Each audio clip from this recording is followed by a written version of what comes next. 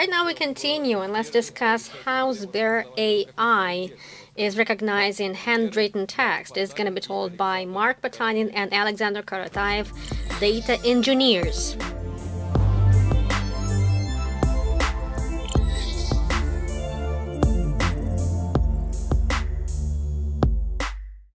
Hello everyone, my name is Mark Potanin. I work with Sber AI. We do different types of computer vision, such as detection of objects, generative models, and handwritten text recognition. Today, we're going to discuss dataset Digital Piotr that was used at AIJ last year and a new dataset of handwritten copybooks. We also will discuss the quality of hand text recognition, StatMix, and GAN. Hello, my name is Aleksandr Korotaevskiy. I work with Sber IDP. We do intellectual document processing, classification of documents, extraction of entities, and recognition of text on images. Today, we're going to discuss the handwritten text recognition in Sber in open source. We will talk you through a few of our interesting data sets. We will tell you about our experiments and their results. So, what is handwritten text recognition? This is a case of OCR text. So when you extract text from different images, photos, and other media, we do not only recognize text, we also need to recognize different coordinates in order to define the organization of the document. We also need to be able to verify the document and to eliminate elements or to that the model is not confident about. We also need to analyze the structure, find lines, so on and so forth. At Sberbank, next slide, please. At Sberbank, how do we recognize handwritten texts? Or how do we do HTR? We have a lot of interesting tasks for this way. For instance, recognition of phone numbers, card numbers recognition. Clients may write it on different surfaces with different handwriting, and it's difficult to recognize it. Also, internal banking documents such as contracts, agreements, they are templates usually, and they are usually typed with a computer, but some confidential information or some parts of information is handwritten on them. Also, handwritten forms, applications to receive cards and some other documents. There is also passports, some ID documents. For so obvious reasons, we're not showing them on the slide. So there are a lot of different cases when you need to recognize handwritten text. Let's discuss open source now. Let's discuss who is Peter and why is it called Digital Peter. Everybody knows who's Peter the First. He is a great historical emperor, and there are a lot of archives that he was writing, different letters, different decrees that he was writing that were written by hand. And at some point, we created an archive to recognize his archive handwritten text, and you can see examples of his handwritten text in the right bottom corner. We also have some Tartar and Leo the Great text. Now let's see what we did about it. First, we received scanned documents from archives. These are just images with great resolution. Then, special set of people, assessors, professional historians, and markers were translating these documents line by line. This is the image in the middle, translation. Then, since we wanted to recognize text by lines, then assessors had to cut out these lines with the help of polygons on initial images. Thus, we have a pipeline of data preparation. In the beginning, we take a document, then we cut out lines, and we match these lines with the translated text. As a result, we have pairs of lines cut out and the text corresponding to it. As a result, we have a great data set, which consists of 700 pages translated and about 10,000 lines cut out. Based on this data set, in 2020, within AIJ, we held a competition, Digital Peter.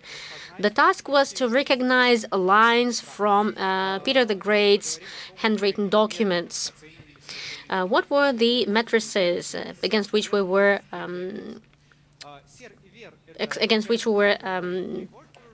checking? CER, WER, and string accuracy. CER and WER are for tokens or symbols, and string accuracy is full match of lines. Then there's a final baseline of the competition, and in the bottom you can see matrices of our baseline score that we provided for the participants. It's obvious that the participants, at least the those who were ranking the first ones, increased the baseline a few times. Also, according to participants and by their interest to the event, this task was quite interesting, exciting, and the competition itself was quite a success. Also wanted to mention that overall there were about 265 people taking part, and there were 2 tracks, adult and jig-org. And in adult track, 62 teams were taking part. So a lot of people took part. So about what, according to our experience, in order to recognize all 700 pages of Peter the Great's pages, it would take 300 months for people. For a neural-based network, it is going to be much faster. There are a lot of archives out there in the world that haven't been recognized yet, and recognition of this handwritten text is an important task that can help historians in their studies and can help preserve cultural heritage. Now let's get down from Peter the Great to more contemporary data set. This is a Sber class. This is a data set of handwritten notebooks that we collected this year. These are just notebooks of school children.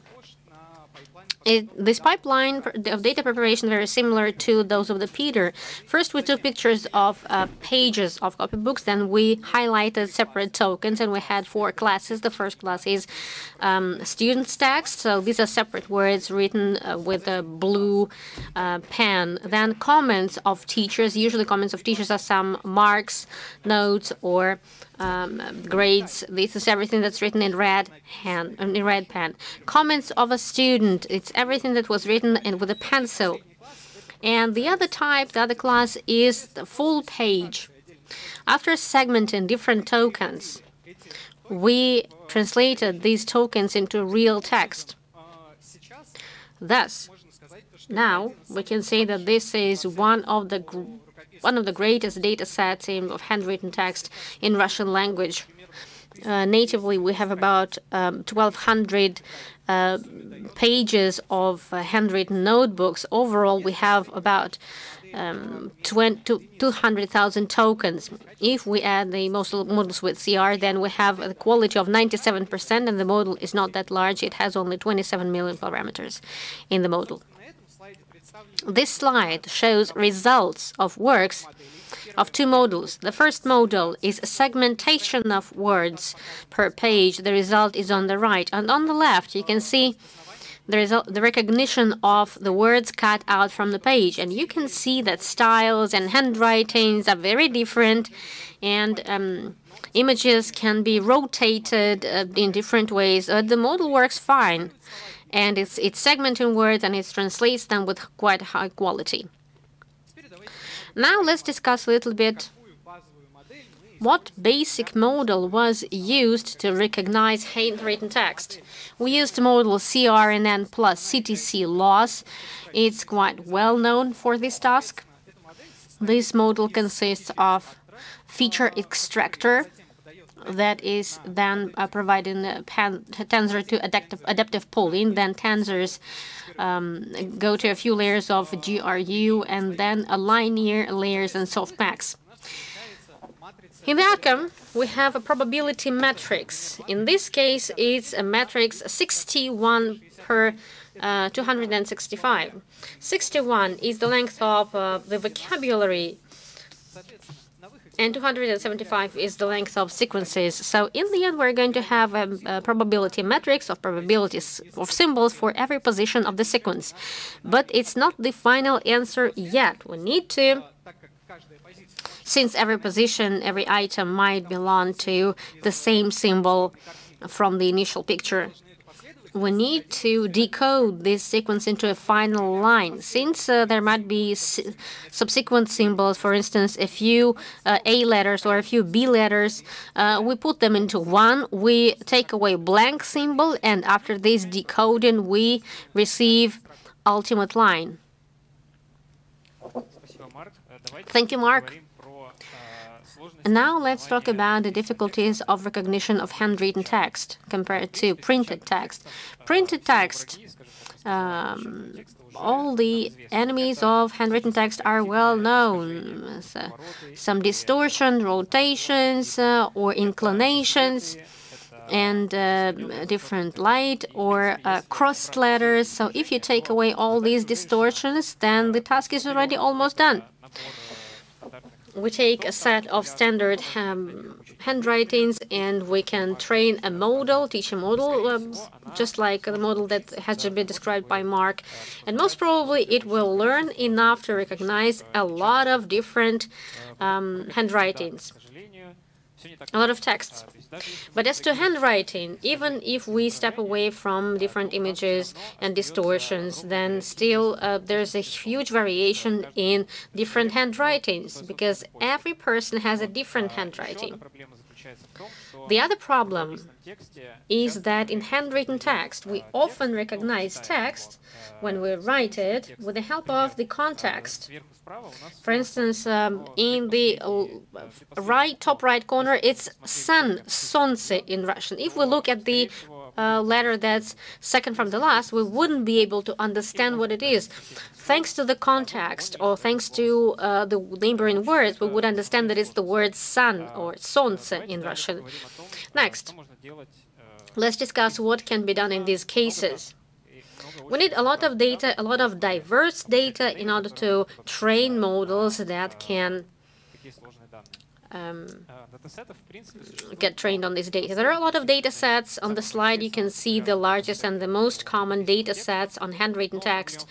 But the problem is that primarily they are quite outdated in terms of handwriting. So, for instance, Peter the Great's data set that Mark told us about, it's remotely, very remotely similar to handwriting that we have now. The same can be said about data set of handwriting of George Washington and many other data sets that we have here. Yes, there are a few large data sets that are really representative and they're similar to current handwriting. For instance, HKR handwriting partially in Russian and Kazakh data set. IM and Moscow State University data set. Recently, they put it on Facebook. They parceled different images and they put it into open source. So a lot of data are available, but not all of them are good for us. What's the first thing we want to do is synthetics. Synthetic data help. Synthetic data. The recipe is very simple here. We take generator that receives some typing, some printing type. In the input, we add augmentation, artificial distortion of images, these augmentations that I have already mentioned, different light, different color, crossing out. And as a result, we receive pictures just like in the bottom. And for printed text, this works well for printed text. This way, you can really improve text recognition for printed text. But for handwritten text, it doesn't work that well. Because these pages, these pictures, they are too refined, they're too smooth, too nice. All A letters are the same in the word. And when a person is writing with his hand, then all A letters in a word can be different from word to word. This is why we were thinking, how else can we do this synthetics? How can we apply synthetic approach? And let's discuss GAN or GAN, or generative competitive network. Scrabble GAN, for instance, it's an architecture that consists of two parts. It's a generator and discriminator. Generator receives some embeddings and some understandings of letters, the way they should look on the image. For instance, on this slide, these are 4 letters that comprise the word meat. It assembles them and creates a picture with artificial image of these letters. And discriminator uses as an input the real image and generated image and works as a binary classifier. It needs to learn to tell them apart. With the help of this competition, of this comparison, both of them train, and generator learns to create good pictures. The problem is the generator can get adjusted to discriminator and start creating the same thing, and it will suffice discriminator. To avoid this problem, exactly in this article, in Scrabble GAN, authors decided to add one more loss of recognition, which helps to look at another angle at the picture created by generator and to confirm that it really generates text with the same letters that were supposed to be there. So this implementation of this article helped us generate a great picture, just like on the slide on the right. On the top right corner, this is the learning based on data set of a Sber class. In the middle, it's based on data set from Peter I, and in the bottom, it's based on data set from HKR. Now let's have a look at data sets. Oh, I almost forgot. For these GANs, you need a large diversity of styles, a wide range of styles. If you want to learn on different handwritings, then you need a lot of styles. Styles means a lot of handwritings. Where can you get a lot of handwritings? To write them yourselves and ask your friends to write it. This is what we did. We got inspired with HKR dataset. We created our template, just the one on the left. There are some elements there, how you can sparse it. We generated a lot of these templates with different texts. We printed them out. The most difficult thing was to put all these pictures together. Thank you to everyone who filled out these templates. And then we needed to sparse them back with OpenCV. We needed to split them into lines and columns to retrieve cells. And in every cell, there will be text that was initially put in there, given that the person filling out the form did everything right, as long as he did it right. And another disclaimer, all these data were generated based on statistical distributions, which means that they are random. So any overlap of different letters or words, they are random, and it's an accident. It's accidental. Let's look into the results of all these techniques that we have discussed. We did these experiments. We trained a model based on HKR dataset, and we tested it on IDP forms that I have just told about. Since it's more diverse, and according to our opinion, it's more similar to real data. The first experiment that's in the top that shows var metrics 0.4 var. This is the concept of the words recognized correctly. Words recognized correctly. So you need to add more synthetic. When you add a regular synthetic with different typing, we see an increase, and it's a significant increase, but it's not going to be enough for a model in production, for instance. This is why we gradually add more variations of GANs. In the first case, it was GAN that was trained on HKR dataset and on random texts, so it was generating random words. In the second case, second column, we have text distribution was shifted towards targeted dataset IDP forms, and in the third case, GAN was trained on images from targeted dataset of IDP forms. Ultimately, the matrix is 0.74, which is a significant increase. Still, it's not good enough. This is why further we're going to discuss a few more techniques to improve the quality. So here's one more algorithm. that can help you take a new data set and take new generated data and improve quality. It's called Stack Mix.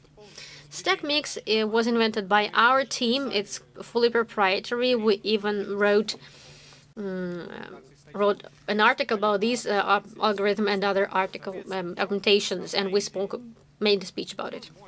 What's the main idea here? The matrix of probabilities can be connected with the width of initial image. So successfully trained network based on CNN and CTC loss, we have a sequence of symbols. For instance, it has a width of 56. Before decoding, before the repetitive symbols are put into one, every position in the sequence can be compared to a fixed width of initial image. And for instance, if in the word peace on the picture on the slide, if in the word peace we have 3 letters P in a row that belong to 3 positions, then after decoding they will be turned into 1 P, but separate positions correspond with different width. Thus, we can compare the width of initial image with width of one single symbol.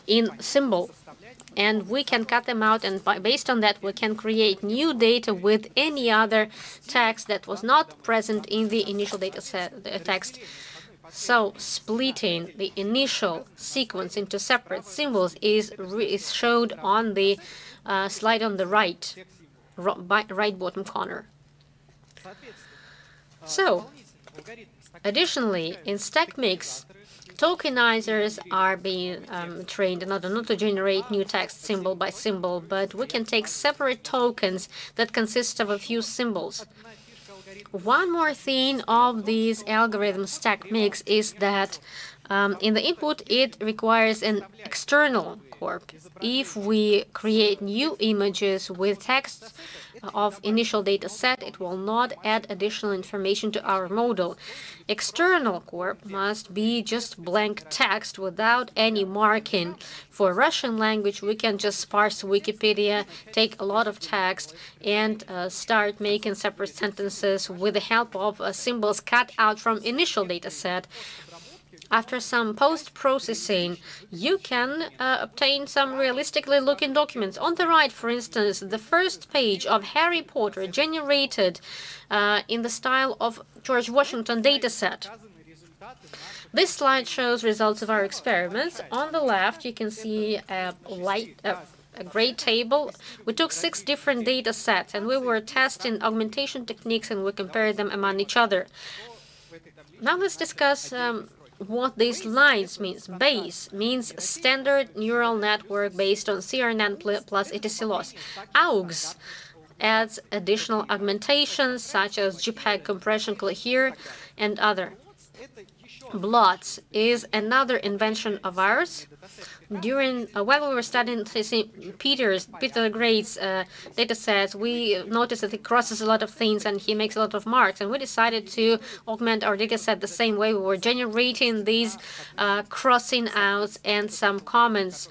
Stack Mix is the algorithm we have just discussed, and all includes all 3 augmentations: AUX, blots, and Stack Mix. You can see that when we apply all the pool of augmentations compared to basic model, allows to improve the quality quite significantly for some data sets, for instance, EMB, for Digital Peter, etc.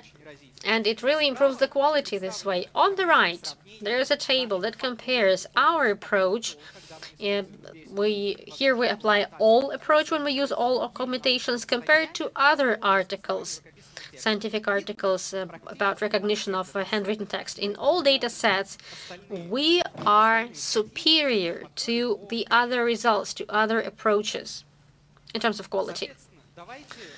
So let's have a look once again to the table that was before, but now we added another columns of Stack Mix. Here we can see that Stack Mix on its own helps achieve quite a great quality. Is the 3rd row from the bottom. If we add here a regular synthesis, then we will improve the quality even further. And if on top of that, we will use all the pool of generations of additional data sets, StatMix, GAN, and regular synth, we will be able to achieve the best quality. Now let's briefly recap what we've seen today. What do we need to train a great model to recognize handwritten text? Brief answer, you need to have a lot of data. Where do you take this data? Data for pre-trains or for testing different hypotheses. You can take them in open source. There are a lot of data sets, really. But the diversity of data is not always going to be enough for some good solutions. This is why data can be collected yourselves, based on the examples of Sber class and IDP forms. So you can manipulate, you can regulate this data, you can define how much data you want, how much you're going to generate based on handwritten data sets and other data sets that you can find. You can use them to train GANs. In order to do what? In order to multiply by a few-fold data sets and improve matrices. And don't forget about augmentations and approaches such as StatMix that help add more diversity. Now let's discuss something that was not on the table with the numbers on the spreadsheets, but these are the things that we're working on. First, language models. Language models help us improve text recognition, but in limited domains. For instance, we are recognizing some geographic names, toponyms, and the model will see the word Moscow, for instance, and A is going to look similar like O, for instance, and it's not confident about what it is. But language model has knowledge. It had been trained on this domain, and language model will help us see exactly that Moscow through O is more probable rather than Moscow through A. Unfortunately, it's not going to work for larger domains, and it will not work for random sequences of text. For instance, it will not work on phone numbers. We're also doing experiments with other architectures. CRNN is a great architecture, but the times when other architectures were invented, they were quite long ago. Since then, we have used sequence-to-sequence architecture, and recently we have seen great results with transformers, with computer vision, so it can be applied here as well. There's also another approach. When you expand a GAN approach, it's conditional GANs. It allows to take into account not just the domain as a whole when we generate, but some part of this domain, some class of the domain. For instance, recently there was published a great article by Facebook, Texter Brush it's called. They learned to convey style of the image into the style of the text. So you can transfer this style of image into style of text, and no learning is required here to transfer this style. This link shows a few useful links and our open source. The first two links refer to two articles that we wrote based on the results of our studies. The first article is about digital Peter, and the second article tells about StatMix algorithm in detail and about handwritten blots. The third link is about three data sets that we have discussed today. It's Sber class, handwritten school textbooks, digital Peter, and IDP forms. The fourth link is about our fork model Scrabble GAN with different adjustments. The fifth link, StatMix CR, is implementation of StatMix in the code. The third from the bottom, CRNN model, it's a simple implementation CRNN plus CTC. Second from the bottom is our interactive website to recognize handwritten documents by Peter I. You can go there and play with it. And the last link is about what else you can read on GANs to generate handwritten text. So This slide shows our contact details. We'll be happy to answer your questions. You're very welcome to ask them through our contact details. Thank you.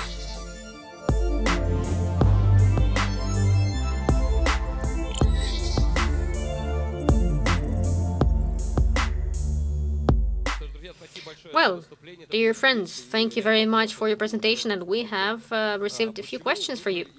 Why did you choose documents by Peter I exactly? Is there any logic? Why Peter I? There is no big logic here. It's just historians came to us with this project and they asked us to recognize it. They said that there are a lot of unrecognized handwritten documents by Peter I, and you're doing artificial intelligence. Let's collaborate. Okay, and one more question for me.